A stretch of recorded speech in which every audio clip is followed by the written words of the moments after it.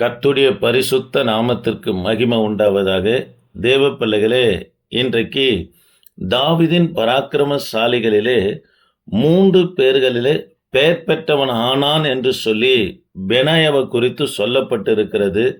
இந்த 3 பேர்களிலே பெனாயா ஏன் பெயர் பெற்றவனாய் காணப்பட்டான் என்பதற்கான 3 காரணங்களை இன்றைக்கு நாம் தியானிக்க போகிறோம். தேவ பிள்ளைகளே, 2 சாமுவேலின் புத்தகம் 23ஆம் அதிகாரம் 8லிருந்து 39 வரைக்கும் வாசித்து பார்ப்போம்னா, 8ஆம் வசனத்தில் தாவீதுக்கு இருந்த பராக்கிரமசாலிகளின் நாமங்களாவன என்று சொல்லி கொடுக்கப்பட்டிருக்கிறது.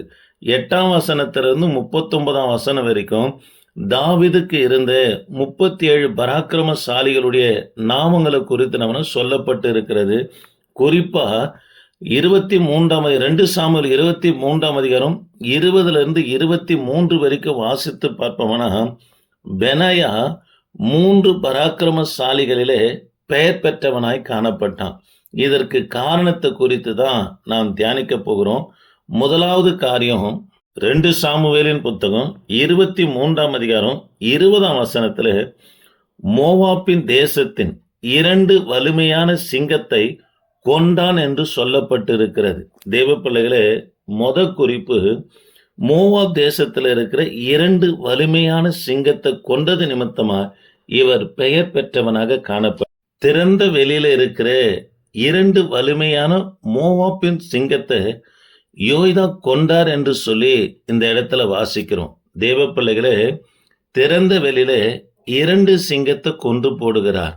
இந்த 2 சிங்கமும் தேவ பிள்ளைகளே வலிமையான சிங்கம் என்று வேதத்துல வாசிக்கிறோம். அது மாத்திரமல்ல, திறந்த வெளி, பாதுகாப்பு இல்லாத சூழ்நிலை, ஒரு வேடன் சிங்கத்தை வேட்டையாடுவானா மரத்துல பதுங்கியோ அல்லது பாறைகளில பதுங்கியோ பள்ளங்களில பதுங்கியோ அதை வேட்டையாடுவான். இங்க அது போல சூழ்நிலை இல்லை. திறந்த வெளியில பாதுகாப்பு இல்லாத நிலை. இது எதை குறிக்கிறது என்று சொன்னா, உலகம், பிசாசு எப்போ தாக்குவார்கள் என்று தெரியாது.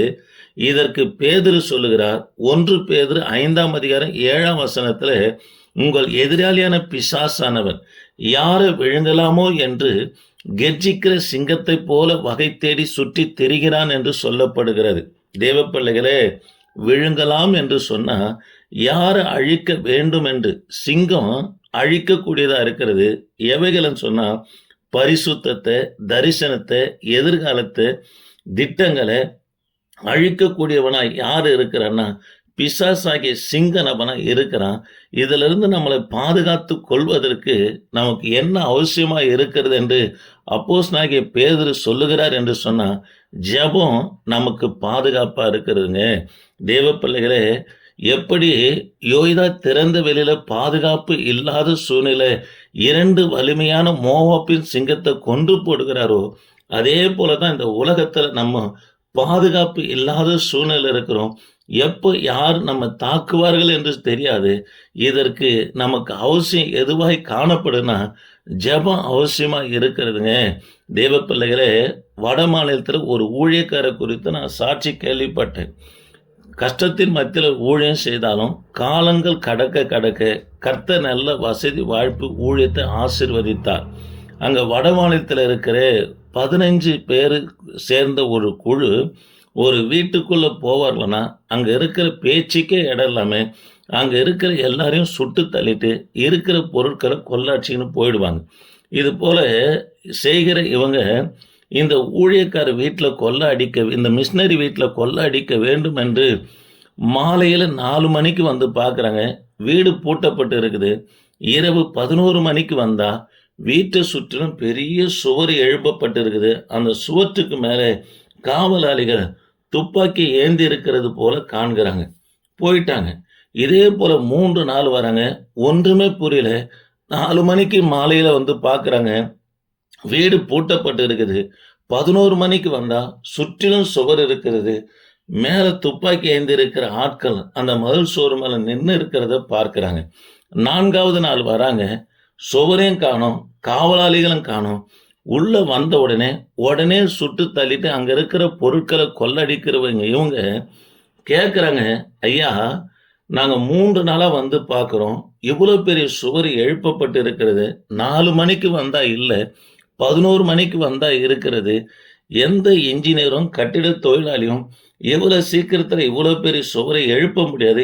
எழுப்பினாலும் கூட காவலாளிங்க அதாவது சோற்று மேல நிக்க முடியாது. உடனே கட்டப்பட்ட சுவர்ல இது எப்படி ஐயா என்று சொல்லி அந்த ஐயா இடத்துல மிஷினரி இடத்துல கேட்டபோது, நான் ஒவ்வொரு நாளும் ஜெபம் பண்ணிட்டு படுப்பேன். கர்த்தர் எனக்கு பாதுகாப்பு தருவார். இன்றைக்கு நான் ஜெபம் பண்ணல, பாதுகாப்பின் சுவர் காணப்படலை என்று சொன்னார். தேவ பிள்ளைகளே, அந்த வந்ததான 5 குழுவாய் காணப்படுகிற அந்த திருடர்கள் தேவனால தொடப்பட்டு, அந்த வார்த்தை சாட்சியினால் தொடப்பட்டு, ஒன்றும் எடுக்காம மிஷினரி தொடாம நம்ம திரும்பி போனார்கள் என்று இவர்களை குறித்து சாட்சி இருக்கிறது. ஆக தேவ பிள்ளைகளே, நாம் திறந்த வெளியில இருக்கிறோம். பிசாசும் சரி, மனுஷனும் சரி, எப்போ எந்த நேரத்துல நம்ம தாக்குவார்கள் என்று தெரியாது. இதற்கு ஒரே வழி என்னவா இருக்கிறது என்று சொன்னா, ஜெபம் தாங்க ஒரே வழியாக இருக்கிறது.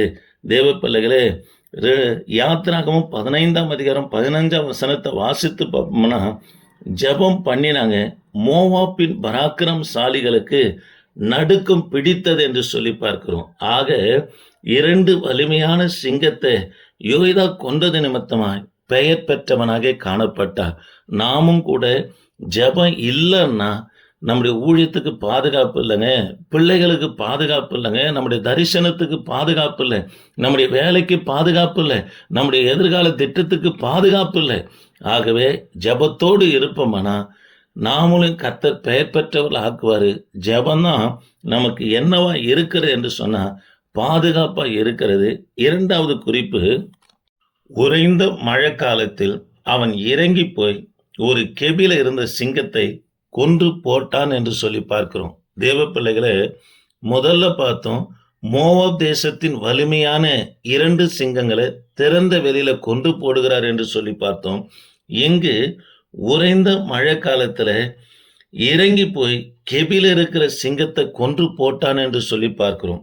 2 சாமுவேலின் புத்தகம் 8ஆம் அதிகாரம் 18ஆம் வசனமும் 2 சாமுவேல் 20ஆம் அதிகாரம் 23ஆம் வசனத்தையும் வாசித்து பார்ப்போம்னா, தேவ பிள்ளைகளே, 2 சாமுவேல் 8ஆம் அதிகாரம் 18ஆம் வசனம், நீங்க 2 சாமுவேல் 8ஆம் அதிகாரத்திலிருந்து 10ஆம் அதிகாரம் வரைக்கும் தாவீது 7 வருஷம் யுத்தம் பண்ணுகிறார். யுத்தம் யுத்தம் யுத்தம் சொல்லி யுத்தம் பண்ணிக்கினே இருக்கிறார். அநேக தேசத்தை தாவீது கைப்பற்றி கொண்டிருக்கிறார். தேவ பிள்ளைகளே, உறைந்த மழை என்று இந்த இடத்துல வாசிக்கிறோம். மழையில பனி காலத்துல வேகமா நடக்க முடியாது. காரணம் என்னவென்று சொன்னா, புல்தரையில இருக்கிற பனி பொழிந்திருக்கும், காலை வச்சா வழுக்கி விடும். ஆகவே வேகமா நடக்க முடியாது. ஆனா இந்த உறைந்த மழையின் காலத்துல இறங்கி போய் கெபில இருக்கிற ஒரு சிங்கத்தை கொன்று போட்டார் என்று சொல்லி பார்க்கிறோம். இது எதற்காக? இப்போ ஒரு சிங்கத்தை, கெபில இருக்கிற சிங்கத்தை போய் அவர் கொன்று போட்டதுக்கான காரணம் என்னன்னா, இந்த 2 சாமுவேல் 8ஆம் அதிகாரத்திலிருந்து 10ஆம் அதிகாரம் வரைக்கும் 7 வருஷம் யுத்தம் நடந்து கொண்டிருக்கிறது. தாவீதுக்கு பாதுகாப்பான ஒரு இடம் வேணும். அந்த இடம் இந்த கெபியாய் காணப்பட்டது. தேவ பிள்ளைகளே, அந்த கெபிக்குள்ள சிங்கம் இருந்தபடினால தாவீது உள்ள போக முடியல.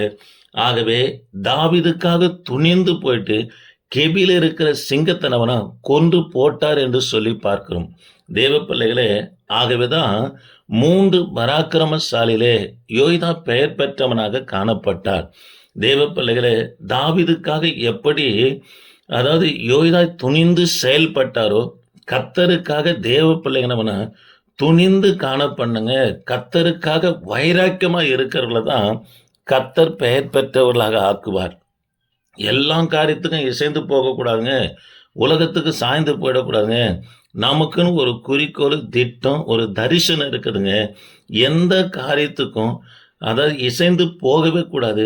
கர்த்தருக்காக வைராக்கியமாய் துணிந்து நிற்கும் போது நம்முடைய ஊழியத்தை, நம்முடைய குடும்பத்தின் கர்த்தனவனா ஆசீர்வதிப்பார். மனுஷனுடைய முகஸ்துதிக்காகவும் மனுஷனுக்கு துதி பாட்டுக்காகவும் இது போல காணப்படும்னா அவருடைய ஊழியங்கள் ஆஸ்வதிக்கப்படாதுங்க. தாவீதுக்காக எப்படி ஒரு துணிந்து இறங்கி போனாரோ, கர்த்தருக்காக நம்ம வைராக்கியமா துணிந்து ஊழியத்துல முழு நேரமா இருக்கட்டும், இல்ல வைராக்கியமான காரியமா இருக்கட்டும், இப்படி காணப்படுமானா தேவ பிள்ளைகளே, நாமளும் பெயர் பெற்றவளா இருக்க என் தேவனாகிய கர்த்தனவனா உதவி செய்கிறவராக இருக்கிறார். அல்லேலூயா. தேவ பிள்ளைகளே, முதல் காரியம் பார்த்தோம். திறந்த வெளியில இருக்கிற மோவாப்பின் 2 வலிமையான சிங்கத்தை கொண்டாரு. இரண்டாவது, உறைந்த பனி காலத்துல கெபியில இறங்கி போய் ஒரு சிங்கத்தை கொண்டார் என்று சொல்லி பார்க்கிறோம். இது தாவீதுக்காக செய்யப்பட்ட செயல்.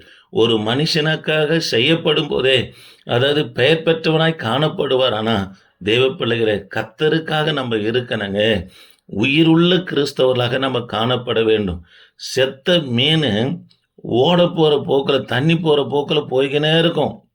ஆனா உயிருள்ள மீன் பார்த்தீங்கன்னா எதிர் நீச்சல் போடுகிறதாய் காணப்படும். நாம் உயிருள்ள கிறிஸ்தவர்களா இருக்கணுங்க. ஓட போற போக்குல, உலகம் போற போக்குல, குடும்பம் போற போக்குல, அதாவது அந்நியனுகம் போற போக்குல அப்படி போவோம்னா நாம் ஆஸ்வதிக்கப்பட மாட்டோங்க.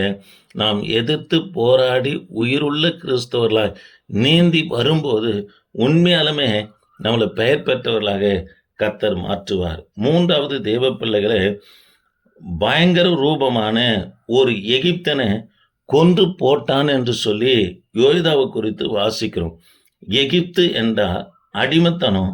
தேவ பிள்ளைகளே, மோசே அடிமைப்படுத்துகிற பாவத்தை வெறுத்தாருங்க. இது எபிரேயருக்கு எழுதின நிருபம் 11ஆம் அதிகாரம் 24 27 வரைக்கும் வாசித்து பார்ப்போம்னா சொல்லப்பட்டுகிறது. ஆகவே மோசே குடும்பத்துல 3 பேர், மீரியாம், ஆரோன், மோசே. இந்த 3 பேர்ல மோசே பெயர் பெற்றவனாகவும் மோசே கர்த்தர் உயர்த்தி வைத்ததை குறித்து நாம் பார்க்கிறோம். தேவ பிள்ளைகளே, எகிப்து என்று சொன்னா அடிமை.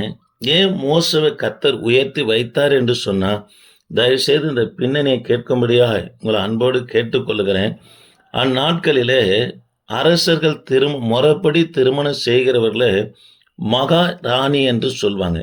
அவர்களாய் இஷ்டப்பட்டு எடுத்துக்கொண்ட மனைவிக்கு ராணி என்று சொல்வாங்க.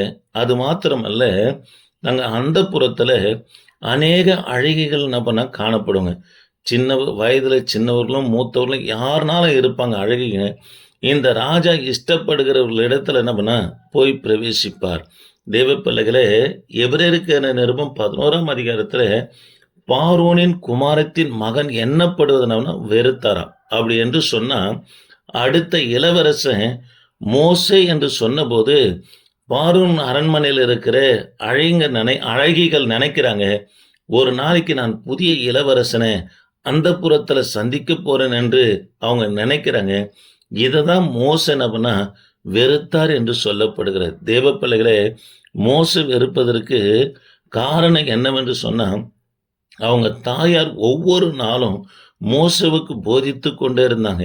மோசே 3, அதாவது பார்வோன், அதாவது ஆண் பிள்ளைகள், எபிரேய ஆண் பிள்ளைகள் எல்லாம் கொண்டு போட வேண்டும் என்று சட்டத்தை கொண்டு வந்த போது, உன்னை மாத்திரம் 3 மாதம் ஒலிக்க வைத்தேன். முடியாம போன பட்சத்துல நாணல் பெட்டியில வைத்து நயல் நதியில உன்னை அனுப்பினேன். நீ பார்வோனுடைய குமாரத்துடைய கண்களில அகப்படும்படியா கர்த்தர் செய்தாரு. உன்னை கொண்டு போடும்படியாய் திட்டம் இருந்தது பார்வோனது. அதே பார்வோனுடைய அரண்மனையில நீர் வளர்க்கப்படுகிற காரணம் என்னவென்று சொன்ன மோசே, நல்லா கவனிச்சுக்க மோசே, எதற்காக பார்வோனுடைய அரண்மனையிலே நீ வளர்ந்து கொண்டு இருக்கிற என்று சொன்னா, 400 வருஷமா நம்முடைய ஜனமாகிய இஸ்ரவேல் ஜனங்க, எபிரேயர்கள், அதாவது எகிப்துல அடிமைப்பட்டு இருக்கிறாங்க. இவங்களை விடுதலையாக்கும்படியான ரட்சகனாக கர்த்தர் உன்னை தெரிந்து கொண்டார் என்று சொல்லி தாயார் போதித்து அனுப்புவாங்க. அந்த போதனை கேட்டு மோசே பார்வோனுடைய அரண்மனைக்கு புறப்பட்டு வருவா. அரண்மனையில் இருக்கிற பாவம் ஒன்றும் மோசவை மேற்கொள்ளல. இவரும் அந்த பாவத்தை செய்யற காரணம் என்னவென்று சொன்னா, தாய் போதித்த போதனையை தன் இருதயத்துல மோசே காத்து கொண்டவராக காணப்பட்டார். தேவ பிள்ளைகளே, சபைக்கு போகிற பிள்ளைகளா இருக்கட்டும், வேதாகம கல்லூரியில் படிக்கிற பிள்ளைகளாக இருக்கட்டும், அல்லது ஊழியக்காரராக இருக்கட்டும், போதிக்கிற வார்த்தையின்படி நடக்கணுங்க. அது மாத்திரம் அல்ல, கேட்கிற வார்த்தையின்படி விசுவாசிகளும் கல்லூரி மாணவர்களும் வேதாகம கல்லூரி மாணவர்களும் நடந்து கொள்ளும்போது அவர்களை எல்லாரும் காற்றிலும் பெயர் பெற்றவனாக கர்த்தர் உயர்த்துவாருங்க. தேவ பிள்ளைகளே, பெனாயா 3 பேர்களிலே பெயர் பெற்றவனாய் காணப்பட்டதுக்கான காரணம், மோவாபின் தேசத்தின் 2 வலிமையான சிங்கத்தை கொன்றான். இது பாதுகாப்பு இல்லை. எப்ப நமக்கு பாதுகாப்புனா, ஜெபம் தாங்க நமக்கு பாதுகாப்பு. 2வது, உறைந்த பனியின் மழை காலத்துல இறங்கி போய் கெபில இருக்கிற சிங்கத்தை கொன்று போட்டார் என்று சொல்லி பார்க்கிறோம். தேவ பிள்ளைகளே, தாவீதுக்காக வைராக்கியமா இறங்கினாருங்க. கர்த்தருக்காக நம்ம துணிந்து வைராக்கியமாய் செயல்படுகிற பிள்ளைகளாய் காணப்பட வேண்டும். 3வதாக, பயங்கர ரூபமான ஒரு எகிப்தனை கொன்று போட்டான். தேவ பிள்ளைகளே, எகிப்து என்று சொன்னா பாவங்க, அடிமைத்தனங்க. எந்த காரியத்துக்கும் அடிமைப்பட்டு போயிடக்கூடாதுங்க.